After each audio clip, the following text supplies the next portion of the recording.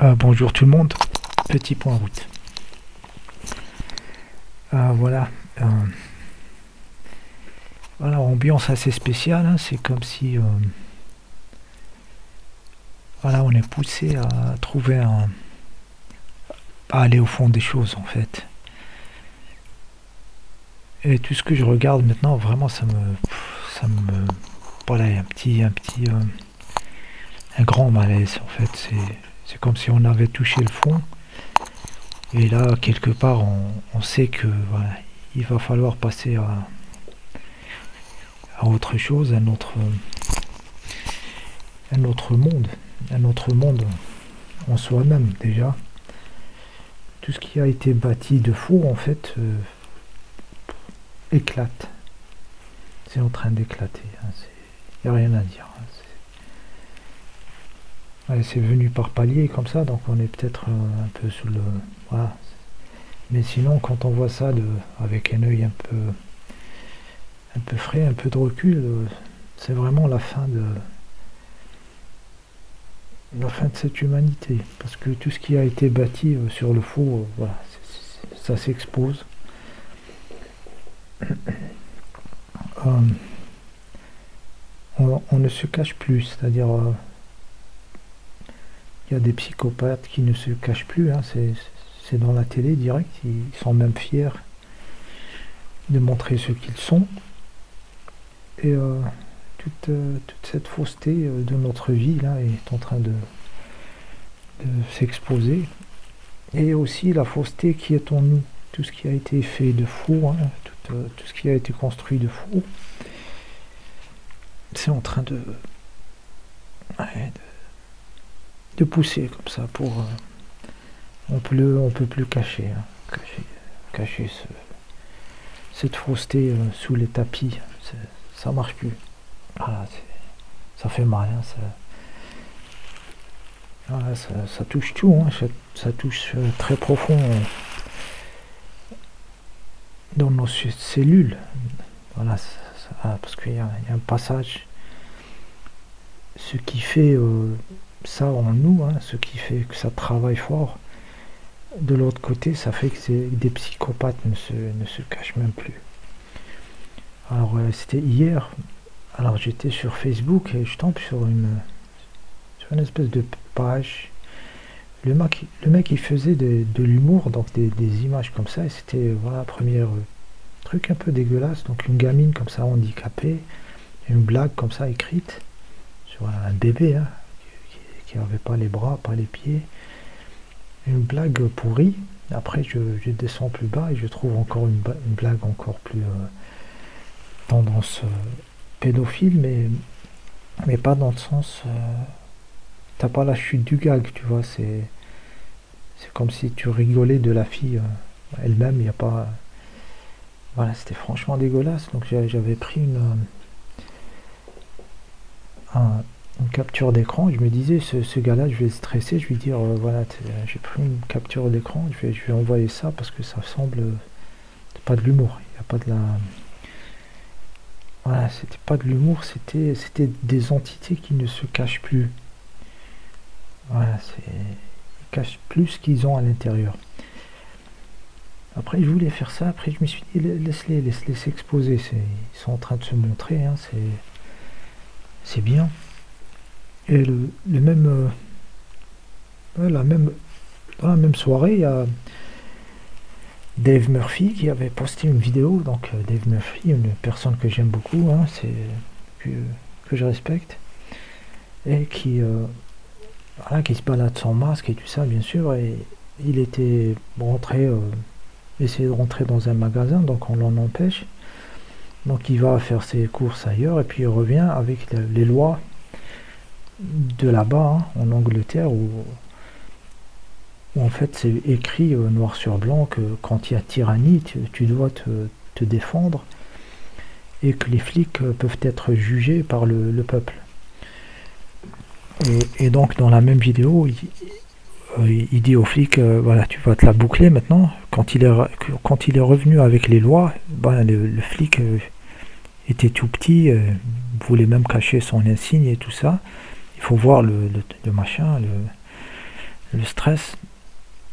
Et cette vidéo, en fait, elle a tenu 20 minutes sur YouTube. Elle a été effacée et j'en avais fait une copie et j'ai balancé ça sur une autre plateforme. Et puis Dave aussi, finalement, il a un Odyssey, donc elle est sur Odyssey et BitChute. BitChute, là, je vous mets le lien. Et vous voyez un être humain vrai aussi, très belle vidéo. Hein. J'aurais pu la traduire, mais voilà, je me suis dit, ils vont encore l'enlever et tout ça, comment ils ont fait avec le jour où j'ai traduit l'infirmière. Et puis j'ai été un peu fatigué aussi. Hein. Ouais, donc je vous la mets hein, pour ceux qui parlent anglais. Donc dans celui, donc Dave, il tient 20 minutes. Et l'autre, il balance des saloperies sur Facebook. Donc c'est un petit décalage comme ça qui dit où nous en sommes. Hein. Tout est exacerbé. Hein. Voilà, tout nous explose à la gueule, tu vois. Donc il faut pas, il faut aller maintenant au fond de soi pour nettoyer ce truc qui est en nous. Hein, ces derniers trucs, hein, il n'y a plus rien. C'est-à-dire ça vient pas de dehors maintenant. Le dehors va s'effondrer, c'est clair. Il n'y a plus rien. Voilà, il n'y a même pas. Il n'y a même pas à espérer quelque chose de mieux. D'ailleurs, quelle vie on avait avant ça hein, quand je me rappelle, j'étais perplexe quand même, même si ça avait des allures de normalité, mais il y avait un arrière-goût de carton en fait. Les gens, ils étaient dans leur mécanique, moi j'étais un peu... Voilà, j'évoluais, hein, je faisais mon job et tout, mais il y avait besoin du... Voilà, c'est une sorte de carte blanche, hein, c'est-à-dire c'est autoroute maintenant, tu dois évoluer dans le... Voilà, ça t'a montré la fausseté en fait. Ça a montré la fausseté de ce monde, la fausseté des religieux, machin. Tu sais que les religieux, il n'y a personne qui bouge. Au contraire, hein, ces religions-là font le job de ça et tu vois que tout, ça va dans le même sens. Et la seule qui va pas dans le même sens, c'est la conscience des gens éveillés qui veulent autre chose. Mais là, il faut vraiment qu'on aille au fond des choses, parce qu'il n'y a plus rien à changer à l'extérieur. C'est en nous que ça doit changer. Je suis pas en train de dire qu'il faut rien faire, mais c'est pas là où ça se passe.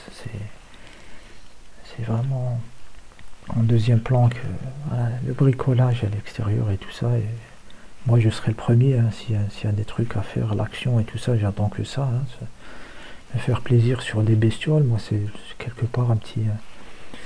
Voilà, un petit truc que j'espère arriver qu'un jour, enfin dans ma vie. Hein. Voilà. Mais je sais que c'est vraiment à l'intérieur que ça trifouille fort. Hein, voilà, c'est comme si on était dans un jeu de Pac-Man comme ça, tu vois, et tout ce qu'on fait, c'est dans le Pac-Man, tu vois, c'est dans le jeu vidéo, les petits trucs qui se baladent et des trucs à faire et tout ça, mais c'est carré, c'est organisé. Et c'est pas là que ça se passe en fait, parce que derrière il y a tout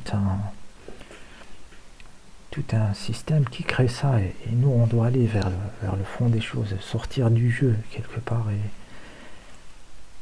et voilà, sortir de cette boîte, voilà, toucher vraiment à la création, voilà, avant que ça devienne un Pac-Man, tu vois. C'est-à-dire le code source, hein, le code source de la réalité, la vérité, hein, ouais, c'est ça qu'il faut faire. Ouais, ça pousse fort, hein, ça décape. Voilà, là, je me dis, heureusement que j'ai pas de structure familiale, de mioche et tout ça, parce que ouais, difficile. J'ai mis un extrait de Savitri de Aurobindo. J'en avais lu du Satprem, écouté des heures de mère et ses entretiens et tout ça, et de Aurobindo j'avais lu, je pense, la vie divine, ouais, ça je crois que ouais, je l'ai lu peut-être 2 fois et tout ça. C'est des livres, hein, ça rentre en toi, je sais que je l'ai lu, mais ce que j'ai lu est passé dans ma matière. Donc c'est des livres qui passent, comme la trilogie de la mer, avant de l'avoir en audiobook, je l'avais lu peut-être 3 fois, les gros pavés, comme ça, juste, et ça passe en toi, tu vois. Je me rappelle, je sais que je l'ai lu, j'ai absorbé le truc. C'est pas des livres, puis tu te rappelles des chapitres et tout ça. Et quelque part, en Aurobindo, j'évitais Savitri, je savais que c'était son truc majeur et tout ça, je sais comment il est, donc c'est pas humain, tu vois, c'est pas une personne qui parle, il parle pas de lui, voilà, il parle du tout et la manière la plus aboutie par un langage qui peut être mis sur un livre, et pour faire ça, ça vient pas de, voilà, ça vient pas d'un humain, voilà, ça vient d'un autre niveau. Et voilà, il y a eu les 2 volumes là qui sont en audiobook. Et il y a une douzaine de ce Savitri. Et ça touche au fond des choses. Voilà. Je savais qu'il fallait être un peu près. Et bien sûr, ouais, il n'y a rien à dire. J'étais en train d'écouter 13 heures du deuxième truc. Et à chaque fois, je me dis, je vais mettre cet extrait, peut-être l'autre et tout ça, mais ça n'arrête pas. C'est 13 heures de machin. C'est incroyable. Donc voilà, il faut passer quelque chose dans le vrai, dans la matière. Il y a quelque chose en moi qui doit mourir. C'est cette chose que je traîne, tu vois. C'est cette chose, même dans une de ces manifestations subtiles que j'ai remarqué, c'est que quand j'évolue, j'ai fait des sauts comme ça, très grands. Qu'est-ce qu'elle veut, cette chose? Elle regrette que ça n'a pas été fait avant, elle regrette les années passées avant, tu vois. C'est la même chose qui t'inscrit dans la mécanique, qui veut s'accrocher à toi aussi, tu vois. Comment passer, voilà, ce mur-là, c'est un mur de la lumière, hein. J'allais dire mur du son, mais c'est le mur de la lumière, tu vois. C'est comment le passer, tu vois, et faire passer la matière aussi, hein. C'est quelquefois ce truc qui me ralentit comme ça, c'est le monde, hein. C'est parce que c'est tout le truc qui doit passer, hein. C'est pour ça qu'il y a confrontation entre guillemets, c'est-à-dire toutes les bestioles qui montrent leur machin, les gamins sous masque et tout ça, ça n'a plus aucun sens, ça explose, c'est en train d'exploser, voilà, il y a une liberté derrière, hein, et ça fait un peu peur, mais que tout s'effondre en soi, ça fait quand même quelque chose. Mais je parle d'un effondrement profond, hein, c'est pas c'est-à-dire que tu n'es plus de la même espèce, hein, et que ça passe dans la matière. Le corps, voilà, ça fait des années que c'est un mélange comme ça entre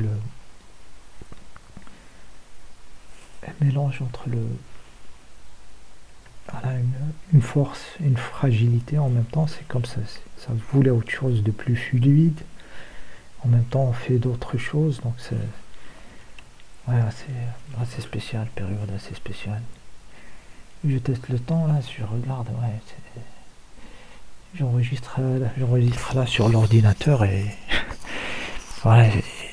Et un exemple de liberté, c'est que le logiciel libre, hein, de ce qu'on appelle Linux, c'est devenu plus pratique et mieux foutu que ce que on te donne, qui vaut du fric, tu vois, tous les trucs de Microsoft. Et là, tu vois un exemple qu'on s'est fait sans vouloir te vampiriser, que tout est gratuit et que tout fonctionne. Exemple, là, ça pourrait être comme ça partout. Là, c'est dans le monde de l'informatique parce que c'est accessible à des gens qui ont juste un clavier et tout ça. Ils peuvent travailler librement et partager, et ça donne ça au final. Voilà, il faudrait s'imaginer ce que ça serait dans d'autres domaines. Voilà, merci beaucoup pour l'écoute et à la prochaine.